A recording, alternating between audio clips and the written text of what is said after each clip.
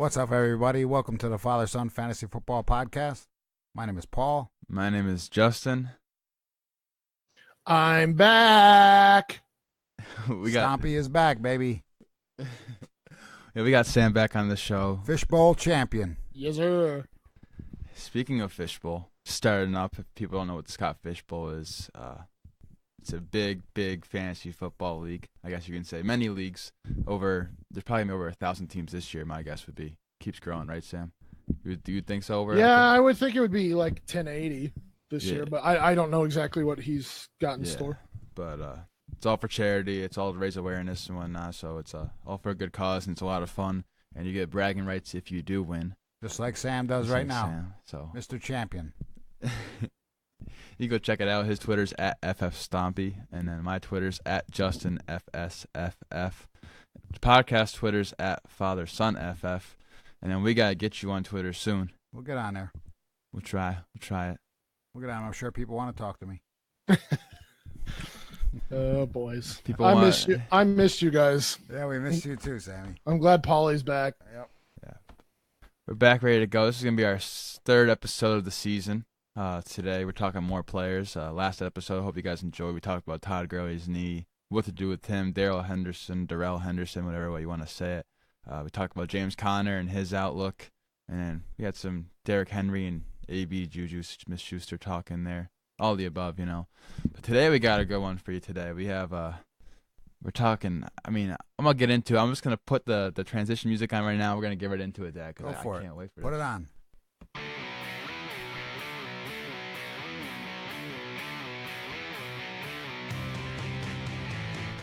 All right, it's a good day to be a Browns fan. Just ask me. No, you're a Giant fan. No, I'm not. I'm a Browns trade. Well, yeah. What is this? Sam. What is that? Are you just a bandwagon boy? No, Yes, no. You bandwagon boy here? Yep. No. The top teams. No. I want to hear this explanation, Paul. Let's hear this explanation. He wants to hear that. What team did you grow up with there, Justin? I didn't have a team to grow up with. You didn't grow up with a team? No, I didn't start watching football till like 7th grade, 8th grade. He's probably right. He didn't have a team when he was growing up. And then all of a sudden, the rumors about Odell, and he was like, "Oh, we didn't sign to trade him." And then as soon as that was happening on, and whenever that move was official, I followed Odell. He traded me too. Gabe Gettleman traded me to the Browns, and I'm okay with it. And you could be like, "Oh, yeah, you're front runner." I could have chose the Chiefs with Patrick Mahomes and friends. I could have chose the Rams with Sean McVay, young offense, the Saints. The Patriots I could have chose. But you chose Cleveland, But I chose Cleveland because look really good on paper. They were 7-8-1 last year. They're expected to do very well. Expected to. If they don't succeed, that's not my fault. You can have a crying Odell over there. I'll have crying Odell because they no. Go ahead. I followed Odell. All right, Baker. I'll say the same points for a redraft too because I'm gonna go into it.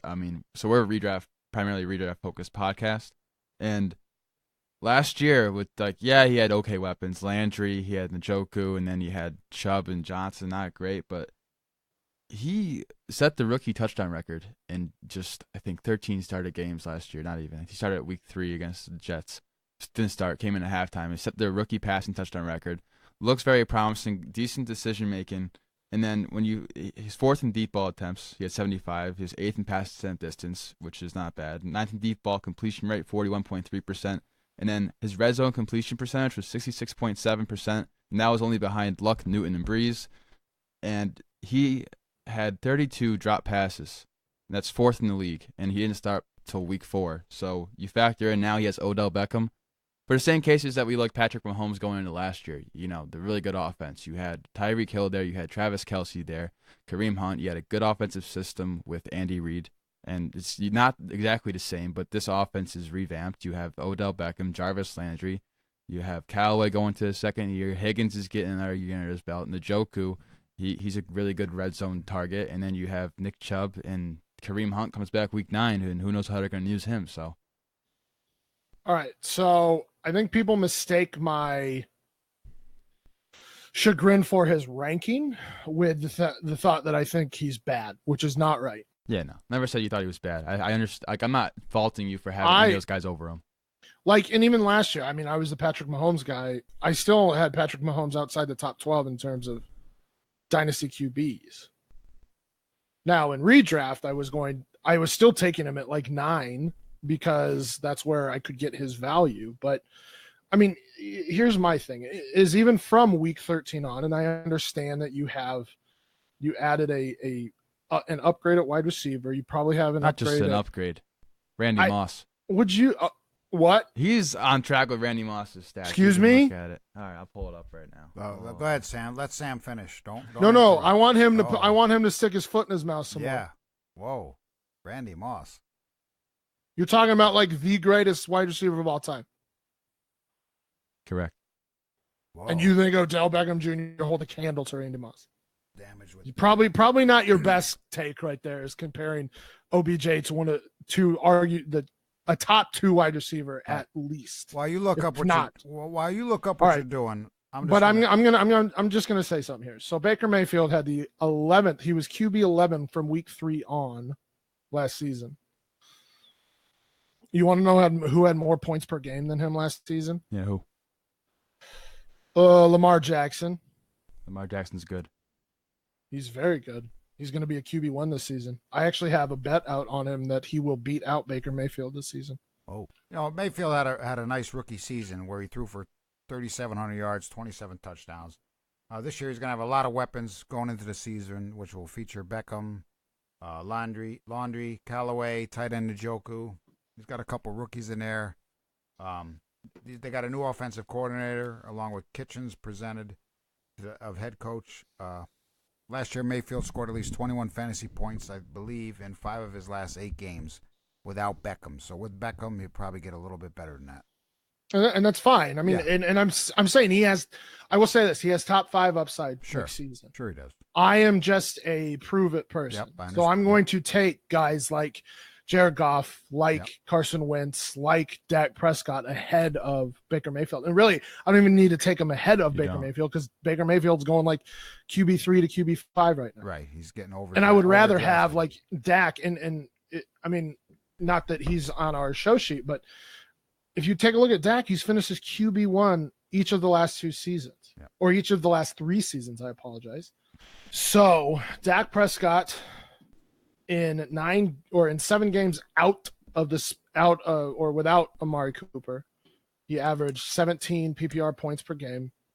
He completed 18 passes on 29 attempts, 202 yards, little over 1 passing touchdown, a little over half an interception. He was the QB7, which is not bad at all by any means. Without Amari Cooper. With Amari Cooper last year, in 9 games, he had 20 points per game, 25 completions on 35 attempts, 274 yards, so over 70 more yards, almost a half a touchdown per game more, fewer interceptions, and he was on pace for QB2 numbers. Now he has a legitimate wide receiver. He has a legitimate running back, and he can run. I would not be surprised to see Dak break top 5 this season. It's possible. I wonder if game script's going to allow him to do that. Their defense is good. Oh, yeah, it absolutely is. But, I mean, their defense was good last year, and he was on pace for QB2. And it's not – I guess the thing is, like, and we hear about it all the time with the Konami code. The guy runs, and he runs in the red zone, so he gets touchdowns. And that's going to be kind of his floor. Like, he's not going to be Lamar Jackson, Josh Allen type runner, but he's still going to get you probably 300 to 400 yards, 6+ touchdowns. And that's going to give you a nice floor.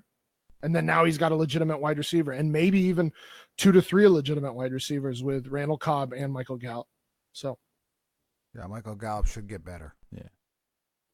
But back to Baker. So I'm going to say 2 more things, then I'll go back to the OBJ Randy Moss comparison. All right. So Baker didn't take over to week 4, and his pass catchers dropped a league high 322 air yards. You give him OBJ now, that should hopefully fix it. And then he was his wide receivers and receiving targets, tight ends, and all that were 16th in receiver target separation. And now he has OBJ, who should hopefully create more space based on his route running ability. And for the OBJ thing, all right, before they turned 26 years old, Randy Moss played 80 games. Odell Beckham only had 55 because he got injured, but Odell Beckham, 374 receptions. Randy Moss, 414 yards. Odell Beckham, 5,209. Randy Moss, 6,743. Again, He's missing like 25 games. Touchdowns, 40 to Randy Moss's 80. And the touchdown rate for Beckham is .73, only trails Lance Allworth, who had .91, Jerry Rice, .88, and Randy Moss, who had .75. They're very, like, before 26, he's on an elite track. So I'm saying he has the potential to be one of the best receivers of all time. Yes, durability is a concern. That ankle injury, that's a big concern. That ankle injury he had where it snapped over, that could happen to anyone. It's a freak injury to get hit in the air like that and then break over. Like, it's unfortunate it happened to Odell Beckham, but that's a freak injury. You can't say, oh, I mean, it happened. He recovered. He's back on track. He's motivated now. He's with a better quarterback. So I want to get an OBJ right now, all right? In Matt Harmon's reception perception, Odell had the top 2 spots in his 5-year history for success rate against man coverage, 80.1% in 2014 and 79.8% in 2018. So the biggest problem with OBJ that I see is he only played a 16-game season once in his 5-year career. Okay. Yeah. Right? The last 2 seasons with the Giants, he missed a lot of games due to injury. The final 11 games in 2017, obviously with the ankle injury, we all know about that. The last 4 games in 2018 with the quad injury. So durability is going to be a concern. Listen, and then the other thing is, I mean, it's a guy switching teams. Now, I'm not saying like it's going to be like this drastic thing where he's going from a bad quarterback to a rising quarterback, we'll say. Yeah, correct. But there's still a chemistry question, correct? I mean, it's not like he's just going to go in and be, I mean, well, I don't know if you can assume he's going to go in and just be the guy, you know. He's going to demand those targets, but that doesn't mean that chemistry chemistry exists. It's also going to be hard because there's more. And the Giants, he was the focal point of the Giants. Now Cleveland's got a lot of receivers. So the big question for me was, will he be able to receive the 10.5 targets that he received in New York? I mean, that's a lot of targets in Cleveland with all the talent Cleveland has. So I don't think he's going to see the 10.5 targets. Now, on a per-game basis, it's hard to find a more exciting receiver in football. Also, he's got a more exciting landing spot, you know, for him when he went to Cleveland because it's an uprising team. So we'll have to wait and see. But I don't know if he's going to get the 10.5 targets that he got in New York and Cleveland. Yeah, and not to mention, and I got to look this up, but how many targets did he have last season? He had 124 last season and that's in 12 games, right? games, and that was 14th in the league. Right, and that's fine. Yeah. I mean, but that's still 10 a game. Like, I don't think you can expect. Right. I will say this. I don't think you can expect 10 a game, especially with Landry, especially with Njoku, right. especially with the running game that they have. Mm-hmm. He might get. So the argument you can make is he might have better targets. Yes, I mean. Yeah. According to Player Profile, his target quality rating was 7.9. That was 47th in the league, and okay, and that's fine. But I mean, so it's kind of one of these weigh things out where it's like 140 targets, sure, but are those targets going to be that much better quality that he's going to? I guess I'm arguing semantics at this point because he still had over 1,000 yards last season in 12 games. So, and again, this is not a. Do I think that he's going to be bad? Absolutely not. But there are still, however minuscule, questions because you don't know how exactly he's going to fit in this offense, and you don't know how he and Baker are going to gel. Right.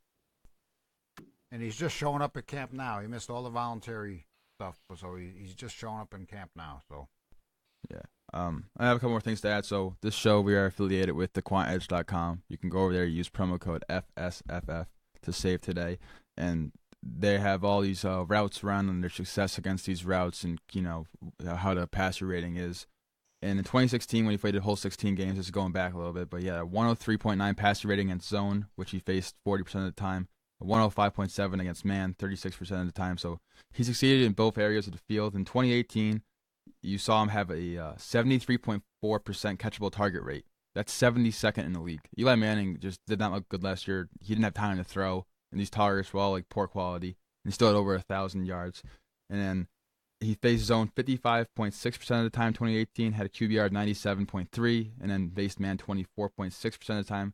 QBR 75. That's Eli Manning getting blitzed and having to throw the ball. And then press, he had 11.1% of the time, and a QBR of 126.2. But all his most popular routes he was targeted on, he had QBRs over 100, and catch rate 66% from the slant. And Eli can't really throw at all. And Eli ranked 23rd in true passer rating compared to Baker, who ranked 14th. Eli had 3.7 air yards per attempt, which was 24th in the league. Baker had 4.4, which was 9th in the league. And Eli was only 17th in deep ball completion percentage. And OBJ's best spot is in the red zone. You see what he does in the red zone where Odell thrives. And he was 10th in the league in red zone target share and 3rd in the league in end zone target share. And I expect him to target him in the end zone with Njoku being the top 2 options and not Landry. And that team's going to move the ball. You don't think Landry's going to be – Odell's success in the red zone in the past, just the way he gets touchdowns, you're going to have to throw the ball at this guy. Or give it to Chubb. Yeah, I already got 3 options to score in red zone. That's why I don't think so we'll see the versus 1. So yeah, you don't consider Ingram a threat or Barkley last year? But I mean, Barkley's a threat regardless. Barkley's but amazing. Yeah, not really with Ingram. Yeah, fair enough. I mean, hey, we'll see what the the Browns do this year. So I'm excited for OBJ, but I want to talk about Landry now. You saw him get put in an alpha wide receiver role last year and didn't really succeed, but he should be going back to getting those passes over the middle of the field like he kind of did in Miami, because OBJ is there to take away some, I guess, coverage routes. But what do you got to say about Landry, Sam? Sell? If you can. I think Landry's fine in PPR, but I think it's just one of those things where you have to expect him to kind of take over that Miami Dolphins role he had, right? Yep. He's not. I mean, he wasn't good on the outside last season. He just wasn't good last season in general. But he still was still a top 24. Their leading receiver last year. Not saying much, but so I think if you have him as your wide receiver 2, that's fine in PPR. I would be more comfortable with him as a wide receiver 3, but I don't think you can really expect him to be like a wide receiver 1 again. I mean, that one season was kind of a fluke. He had 9 touchdowns, and in the previous 3 seasons, I believe he had 5, 4, and 5, or 4, 5, and 4, something like that. Yeah. He lined up. He's not a possession receiver. He is going to be the outlet receiver for Baker. And that's fine. Like I said, in PPR, if he can get, let's say he gets 130 targets, but the A dot on them is like 8 yards or less, then he's going to have a high completion percentage to Landry. Landry's going to catch a lot of balls. He's just not going to score a ton of fantasy points. Yep. Yeah. So really, I'm selling him if I can, but if he's your wide receiver 3, I think I'm fine with that. Yeah, selling in Dynasty, but in redraft, he's going as the wide receiver 23 right now. Are you buying him at that price, Sam? Wide receiver 23? No, I'm not. Yep, I'm not. I'd rather take shots on other players. I mean, we know he's got a high floor there, but there's got to be a lot. I mean, probably Courtland Sutton is going around that area. I would rather have Courtland Sutton because of the ceiling. There's other guys around there that I would rather take. Yep. I'm not a Courtland Sutton fan this year. You don't have to be. I guess that's more in Dynasty than anything. Yeah, I'd rather have Deshaun. But we'll get into that in our episode, Dad, about that. But yeah, I mean, Landry lined up in slot 64% of the time last year. I can, expect him to continue that with Odell there. Probably move Odell around in the slot and whatnot sometimes. But I mean, I'm not reaching for him in drafts. Obviously, it's more of a thing where like if he falls to me past the wide receiver 23, maybe I'm interested depending on how my team's looking. But I'm not targeting this guy in drafts. No. Yeah, not at all. All right, now. Another exciting offense this year is Tampa Bay. We already know what Mike Evans is, but this is the year for Chris Godwin. And fantasy Twitter loves Chris Godwin. Everyone loves Chris Godwin. I love Chris Godwin. You love I just sold Chris Godwin. It's a Dynasty, perfect time to sell Chris Godwin. You can get a lot for him right now. Redraft leads, I love Godwin. Yeah, so let's hear why you love Godwin, Dad. Well, he's probably going to play more in a slot they got a new coach this year, Bruce Arians. Evans is still the number 1. But the departure of Deshaun Jackson and Adam Humphries makes everything in place for a breakout year, I think, for Godwin. Aaron says he's gonna be close to a 100-catch guy, and he said he's never coming off the field. Now, you know he's going to come off the field, but if a coach is talking about a guy like that, I think the ceiling is pretty high. Last year, he had 34 catches for 525 yards. He averaged 15.4 yards as a rookie. So I look for good things for him this year with a new head coach. I think he's going to do very well. Yeah, a lot of coach talk in May. I liked him don't last buy year, it all. I mean. Yeah, but like I could see him having 100 catches this year. It's very possible. God, It's a lot. That is such. I mean, this is the coach talking. I too heard now, so. Arians say that, Yeah. and I can't get behind it. Like, if it's Larry Fitzgerald, fine, but Arians' pass attack is actually generally a vertical pass attack, and they tend to, but he also tends to split it between the targets between three main guys, and I think it'll be Evans, Godwin, and OJ Howard, which we'll talk about here next. Yep. With Arizona, it was Fitz, John Brown, sometimes Michael Floyd. It was all over the place, but basically Fitz and DJ were the two that got the targets. But I mean, think about how many targets that requires to get 100 receptions. That's a lot of targets, absolutely. You give him a 60% catch rate, he's gonna need like and targets. As an OC and a head coach, his wide receiver one averaged 132 targets, highest being 195 to I believe Reggie Wayne in Indianapolis. Yeah. But with Fitz, he had 146, 151, 161. But Fitz was the wide receiver one in that offense. Mike Evans is a wide receiver one in this offense. Yep. And I just can't imagine. I can definitely see Godwin taking 120, 130 targets, but that means you have to catch like 80% of those targets to get to 100 receptions. I just don't see it. 80 to 90, 80 receptions, sure. I think that's very possible. I just don't see 100. 100's a lot. It is a lot. And he wound up all over the field last year. You can use him anywhere, but I don't see him getting 100 catches. I do see him being a wide receiver 2, high upside wide receiver 2. Oh, yeah. For sure. Now, over at the Quantage, again, you can see how successful he is against routes. In the 4 routes he ran the most, he received 13 or more targets in each one. So the dig route, 115 QBR, 77% catch rate. Out route, 120 QBR, 60% catch rate. Curl route, 136 QBR, 85% catch rate. Post route, 105 QBR, 70% catch rate. This guy succeeds when what he's asked to do the most.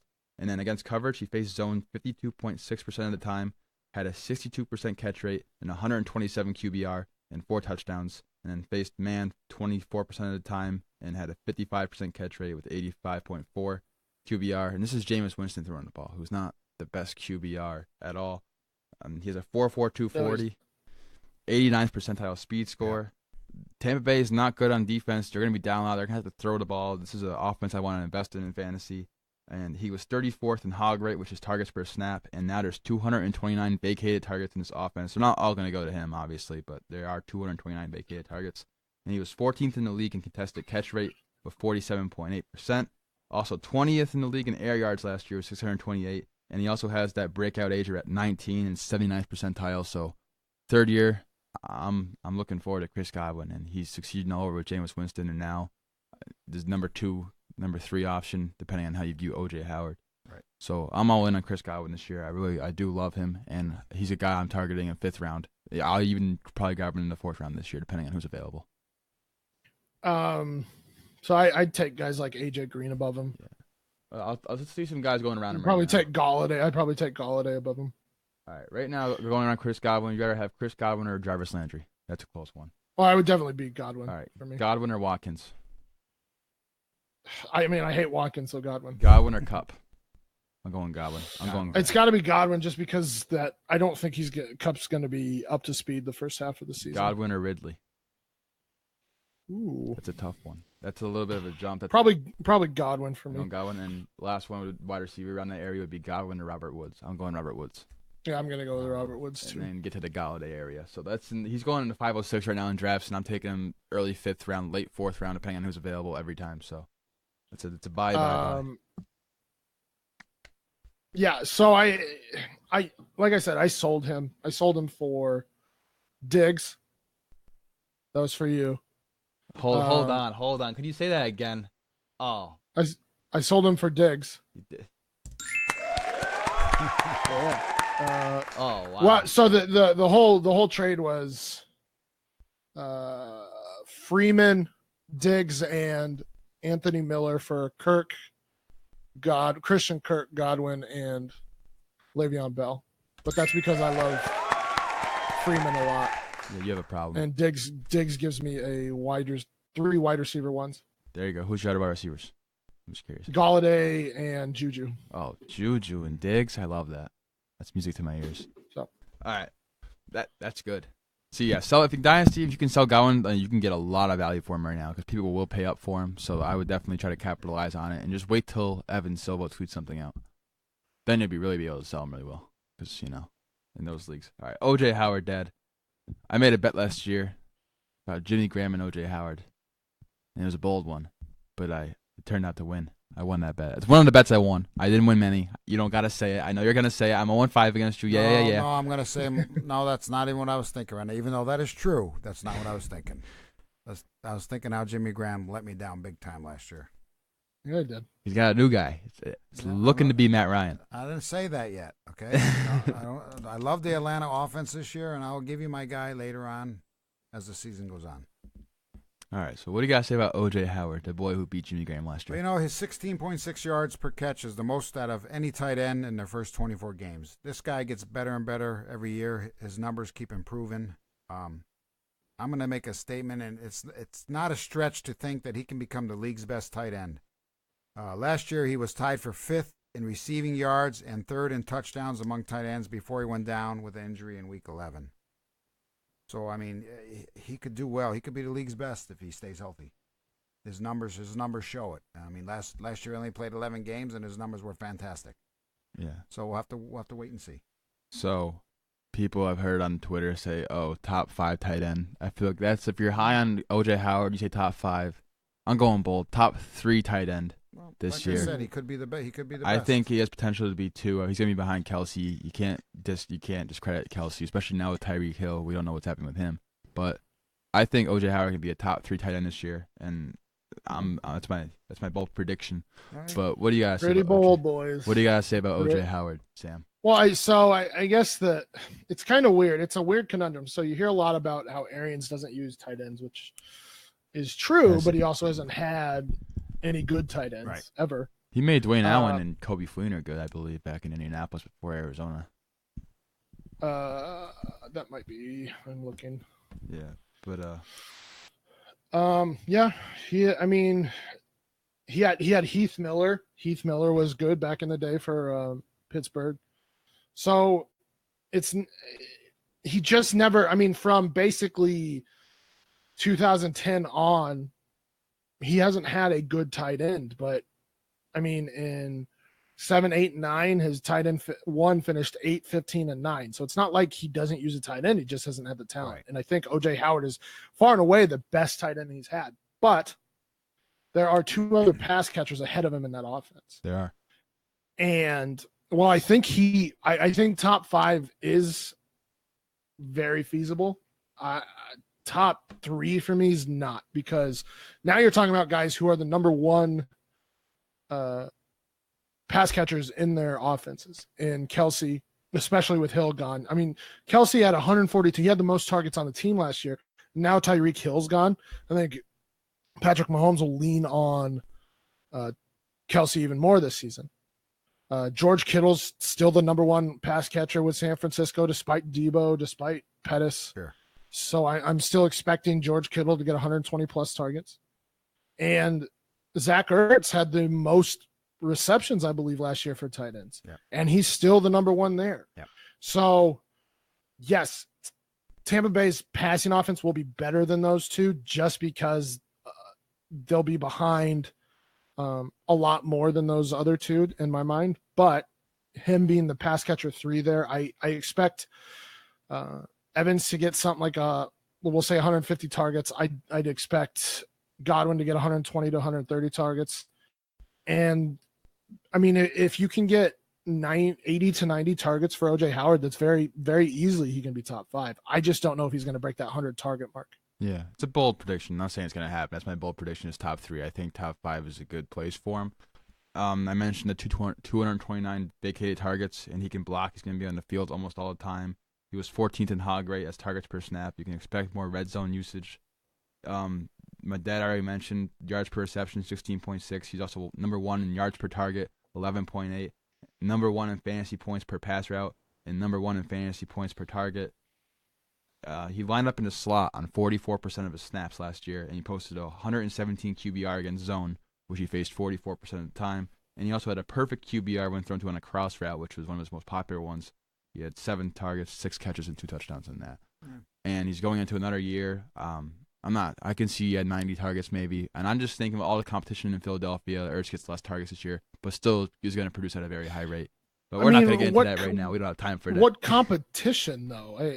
You have Dallas Goedert going into year 2, getting usage, probably go more 2 That's tight end fine, sets. But Ertz had 156 targets last year. Yeah. Even if you only get to 130, that's still a ton of targets. Yeah, sure. He's going to have the targets for sure. I'm not saying, I think if anywhere to fall out the top 3, that's my bold prediction. I'm not saying it's going to happen. But there's also the wide receiver 3 position on Tampa Bay is opened up. You got Justin Watson. They drafted Steve Miller. Mm-hmm. Who do you prefer there, Sam? I'm not going to spend long on this at all. I want to do like 30 seconds. Brashad Perriman. All right, you got to get out of here. Dad, what about you? I didn't say Ronald Jones. Oh, no. We're not going to talk about that today. I'm not high on Ronald Jones. Brashad Perriman and best ball, sure. I like Justin Watson. A star outside of the top 3, I think it's going to be Ronald Jones. Yeah, they don't have an I do like Justin Watson this year. I like Justin Watson. I have him almost every single one of my dynasty teams. 86th percentile speed, 88th percentile burst, 92nd percentile catch radius, and the 81st percentile breakout age. And he also dominated in college at Pennsylvania, but it's not a big school, but small school. You like to see you guys dominate them. If Bruce Arians can use him enough, I think he can have some good weeks in a best ball target, most likely. But it's a nice little dynasty stash.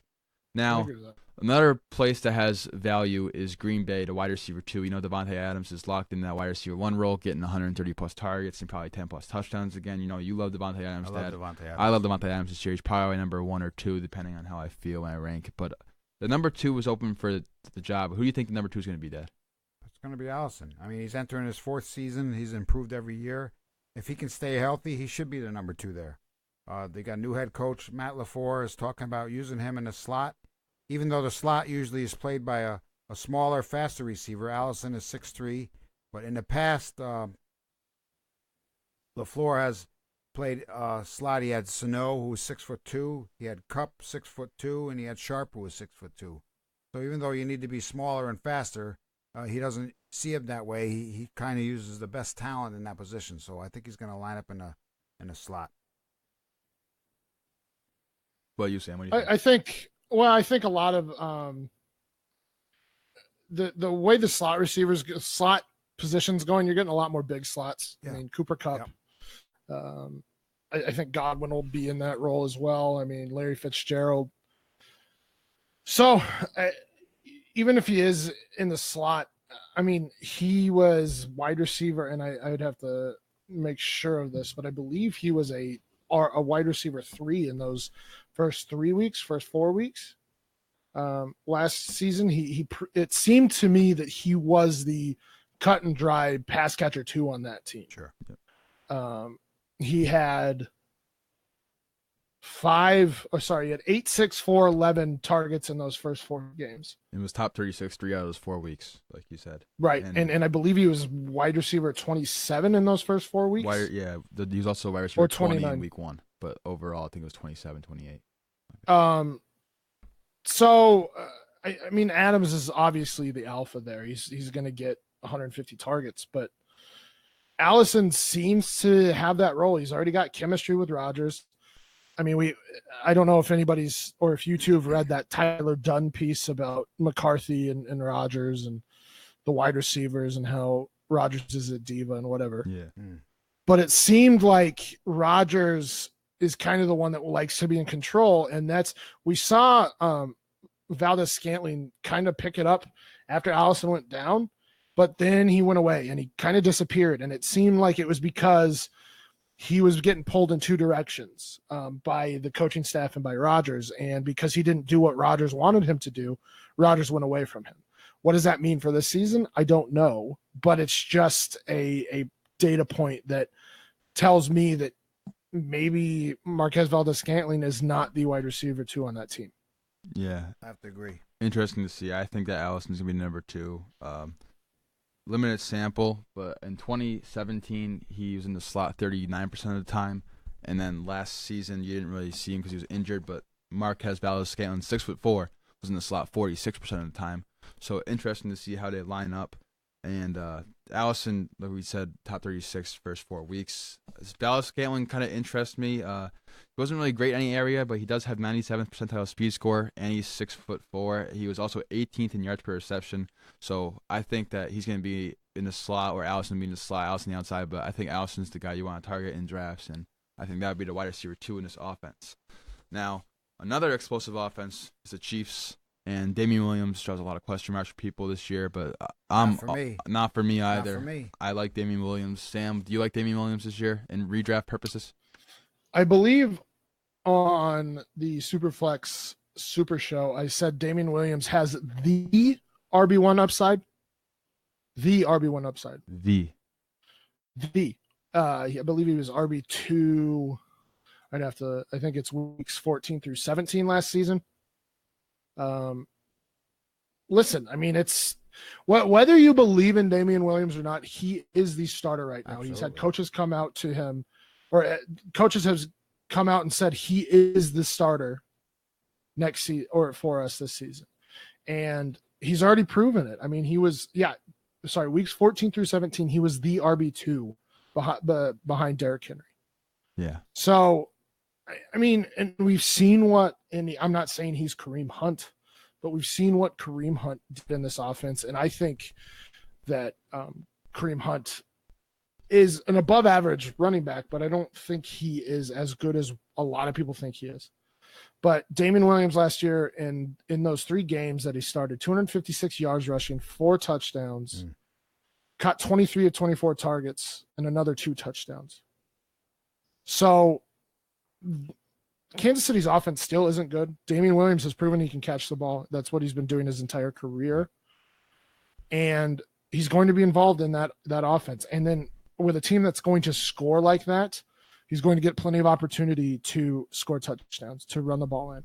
So while it's going to be tough for him to get to the RB1, I still think he is an RB1, no questions asked. Well, you did. Yeah, so here's a guy who had little success Here's as a your guy. backup in Miami, right? He came to KC as a backup, and when Hunt got hurt or got suspended, he made every opportunity count as a starter with 10 touchdowns in 7 weeks, 2 100-yard rushing games. They say Carlos Hyde is going to be a threat here. I don't think Carlos Hyde is a threat to him. He's going to be the starter until they yank him, but then that's not going to happen. He's good at running the ball, and like Sam said, he also caught 23 of 24 passes. He can hurt defenses in many ways. I like him this year again. I liked him last year when he came in to relieve Hunt, and we had him on our fantasy team. We picked him up on waivers, and he did very well for us. Yeah. So as a fantasy perspective, I think he's going to be good. He's going mid-second round right now. I Yeah. take him there. It's fine with me. You can start Hopkins and get Damian Williams if you want to go wide receiver and running back, or you can get Kamara and Williams. It's a good start to your draft. He's 5'11", 220. That's good size. 95th percentile speed score, sub 4.5 40, and he can pass catch. And you don't see a guy that big usually have a 3-down skill set outside of Saquon and David Johnson, honestly. Yeah. So he's definitely in the consideration to possibly be the RB1 because he's in that offense. But that's a bold prediction. I could see him being top 12 though for sure. And I'm in on Damian Williams. Now, you mentioned Konami Code earlier when talking about Lamar Jackson and Dak Prescott, Sam. So Kyler Murray, this guy, he's something special. What do you think, Sam? Well, I mean, he's going into a vertical passing offense, right? I believe that Cliff Kingsbury is going to bring that air raid style offense to Arizona, which will allow him to throw the ball a ton. Plus, that defense is not good. Plus, that whole team that whole team isn't good. Let's just be realistic right. here. If anybody expects them to turn it right around, you're very mistaken. So they're going to be playing from behind quite a bit. So he's going to have a chance to throw. But I think something Kingsbury will do is allow him to run around to create plays, because he's had guys like Patrick Mahomes Now, Murray's not Patrick Mahomes. Let's be real here, but he's got that 1,000 rush yard upside, much like Lamar Jackson. Though Lamar Jackson as a runner is better. Murray is a better QB, so he still has that floor, that Konami code floor that I talked about earlier. I mean, I would not be surprised to see him get 100+ yards on the ground. We'll see what he does through the air, but yeah, I think he's a QB1 right away. Yeah, I think top 12 for sure. Air raid offense, you mean the shotgun a lot. Top 12 potential, 100th percentile QBR Oklahoma, and 11.6 yards per attempt, 99th percentile, and 8th best strength of schedule according to RotoViz. And I like that. Easier, passing defenses. I think he can tear it up, and I think he can have over 500 yards rushing this year. And that's not a possibility. Like he's really, really fast. I don't know. I want to see his 40 time. He is fast. Hey, I don't know. The weapons are also there. You got David Johnson. You have Christian Kirk. You have Andy Isabella, who's a 4.3 140. But let's talk about Christian Kirk. Are you scared about Christian Kirk this year? People are scared that they drafted people and they're not really on high on him. How do you feel about Christian Kirk, Dad? Well, last year Arizona didn't have much of fantasy appeal at all. I mean, they were terrible on the offense. But Kirk did decent in his rookie year. He had 590 yards, 3 touchdowns on just 68 targets. So under the new head coach, I could see the Cardinals going 4 wide a lot, which should allow him more time in the slot opposite Fitzgerald. If Murray lives up to the height, Kirk could be a fantasy starter, and he could overtake Fitzgerald as a top option on the Cardinals because of Fitzgerald is still going to get his catches, but he's probably in his last year. So it could happen. I mean, it all depends on they're going to mold this offense around Murray. So we'll have to wait and see. What about you, Sam? What do you think about Christian Kirk? I like Christian Kirk, but here's the thing about Eric. I mean, he worries me. Why? So you have Isabella, who's likely in the slot next season. Christian Kirk can play on the outside. I think he proved that last season. But you still have guys like Keyshawn Johnson, who was phenomenal in college, like Hakeem Butler, who was phenomenal in college. I actually really like Hakeem Butler. Maybe not this season, maybe not even next season, but in this, people were surprised he got drafted before Butler too. I agree. I think Hakeem Butler is the unique one in terms of that offense, if that makes sense. Yeah. Because he's Matt Waldman. I said this. I've said this a few times, but Matt Waldman kind of compared him to Calvin Johnson. He's got the body type. He's got the ability to. He's got the physical ability to get up and get the ball. He's got a freak catch radius. Why do you go in the 4th round? It's a valid concern. I don't know. I think it's a great pick for him. I agree with that, but I'm not worried about Christian Kirk at all this year. You rarely see. I absolutely am, but you don't see rookies make an impact. Rookie wide receivers make an impact that often. It's really rare to see rookie wide receivers come in and make an impact like that. Second-year breakouts are more popular than third-year breakouts. Peter Howard was talking about that on one of his live streams, and Christian Kirk's going to his second year. He's got a 4.47 40. He's not slow. An 18-year-old breakout age, 93rd percentile, and a 73rd percentile college dominator rating. And he's going to probably be, I think, third in the team in targets behind David Johnson and Fitzgerald. I feel David Johnson will get at least 120 targets this year. I think David Johnson will get his 1,000-yard receiving season. We'll talk about that in a second. Well, with Kingsbury there, it's going to be interesting to see how he uses Isabella and Kirk. Yeah. So Kirk only had 68 targets last year and a 20.4% target share, and the team was 25th in pass plays.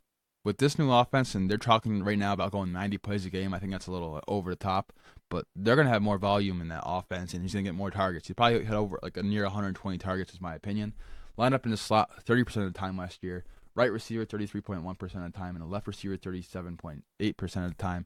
So he's moving all over the field, and I just think that the second-year breakout, I love where Christian Kirk is going in drafts too. He's a value in my opinion, and he's going, I believe, near the 5th or 6th round. He's going in the 9th round right now. 9th round. I'm buying it every time, and I like him to be a top 24 wide receiver this year. Now, we mentioned Isabella. I think Isabella is a great best ball target, especially because he has a 4.3 140. That's blazing fast, and he could have those games where he has a 80-yard touchdown and whatnot. But what do you think about Isabella for this year, Sam? Well, I mean, so I think we've seen it where rookies have come into the slot and excelled. I mean, Cooper Kupp is one. Juju Smith-Schuster is another lately. And I think it's one of those things where the slot is about mismatches and about getting guys mismatches. And Isabella's got that speed. He's got that ability to get open. And like I said, the air, or maybe we haven't said this, but the air raid I think they play a lot of 4 and 5 wide receiver sets. Done it too, yeah. And so there's going to be a lot of man. And if you can get Isabella crossing the face of the defense, get him the ball in open space, I think he's going to be fine. I think he's going to have an impact. Yeah, I think he's going to have an impact. How many targets do you think? I think 80 is generous. Yeah, it's tough because with Fitz there, it's just best ball is what I like to see. Second round pick, draft capital is there for Isabella. Small school. I went to UMass for a semester. I transferred out, so we're basically brothers. I did go to UMass Amherst for a semester, and they are an awful college football team. You just say you're brothers, Sam? You and him are brothers? No. Me and Isabella. Oh. We come from the same ropes. Oh, all right. What does that mean? You're both white? We're both white, went to UMass. That counts. And not as fast as him, but they are awful. That is an awful football team, but he had a 97th percentile college dominator rating. You like to see that, but it wasn't against much competition, but I don't care. This is the offense that you wanted him to land in. It's a really good, and like Sam said, across the middle. He's a great best ball pick, and he can be a nice little wide receiver 4 if you're going running back heavy, wide receiver 5-6 on your team. What do you think about Isabella, Dad? Yeah, I'm still surprised he got drafted before Butler. Yeah, a lot of people are, but they wanted him apparently, so they got him second round. Like I said before, I don't. It's going to be interesting how Kingsbury plans to use both of these guys because they're both slot receivers, Andy and Kirk. So we'll have to see what happens there. But they can go 4 wide at any time. So I mean, I'm sure they're both going to get their shot. All right. What about David Johnson? This guy, he's 27. I'm scared. I'm scared, Sam. I'm so scared that he's 27 years old. Oh, people are saying, oh, he's 27. That scares me. Look, that offense sucked last year. That offense sucked, and he's also a young 27 because he does not have the workload that Le'Veon Bell, Todd Gurley, all these guys have. He missed a year for a wrist injury. It's not a bad running back injury to have, and he's fine now. What do you got to say about David Johnson? The new head coach, he likes the air raid offense, so it should give Johnson a lot more work in the passing game. Look, 2016 was a nightmare for him coming out of the backfield, running and catching the ball for defenses. They were scared of him. 2017, he was wiped away by injury, right? 2018, he was stuck in an offense that didn't use his skills. Remember last year, you were frustrated. If you were a David Johnson owner, you were like, what is going on? Why aren't they giving him the ball?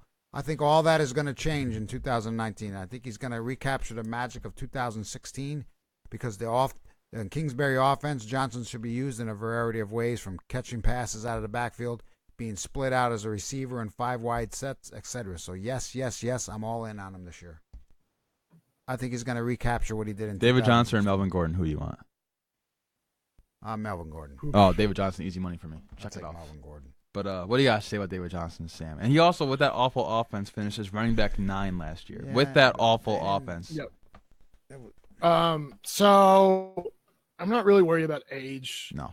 A lot of people point to age because a lot of running backs do fall off, but sure. I think a significant part of that is the amount of carries they have. There's an article on 4for4 by Joseph Wan, the at FF_scientist, and he talks about the 1,800 carry cliff, and that is about the time, like in the sixth to 7th season, that a lot of running backs fall off. It also happens to be around that 27, 28, 29-year-old age cliff. So, but David Johnson's not even close to that in terms of touches. No. Not to mention he had basically an entire season off. Yep. And in terms of carries, he only has 687 to his name right now. It's not bad at all. He only has two seasons of 250 plus carries. You know who you should be concerned about is Le'Veon Bell. Mm-hmm. He's going away from a terrific Pittsburgh offensive line. He also has significant injury history. He has a lot more touches than David Johnson. So you should be wary of Le'Veon Bell. He might be good for one more season, but God, I'm selling him so hard, and I did sell him. Anyway, it's tough for me to say what David Johnson will be. I mean, I still think he's top 10 because, like Justin said, he was top 10 last season, and that was an awful offense. But Cliff Kingsbury doesn't really use the running back. He never has. I mean, DeAndre Washington had 30 receptions a few years ago for Texas Tech, and that was about it. I mean, he's had a few 1,000-yard rushers, but nothing to write home about. Has he ever had David Johnson? And that's fair enough, but the air raid offense just does not use running. What's one of David Johnson's strong suits? That's fine. Again, okay, so if we're going to talk about this, one of David Johnson's strengths in 2016 was he lined up in the slot. But now you have two other slot receivers, right? And really you have three guys that can line up in the slot besides David Johnson. So he's going to be running more out of the backfield. I do think he will see more slot routes, more routes run, and more creativity. But, I mean, do you really think he's going to be in that top 5 again? I can see him as top 5 running back this year, yes. I mean, He could be. Let's look at it though. So Saquon Barkley's going to get probably more touches than David Johnson. Saquon, Zeke, Kamara, CMC, that 5th spot is open. And Melvin Gordon's probably his passing probably game got that kind of probably gonna locked go down up a little bit. Last year you saw his passing used to just go up a lot. But now you have Mixon. Mixon, You I also don't think have he's gonna be top 5.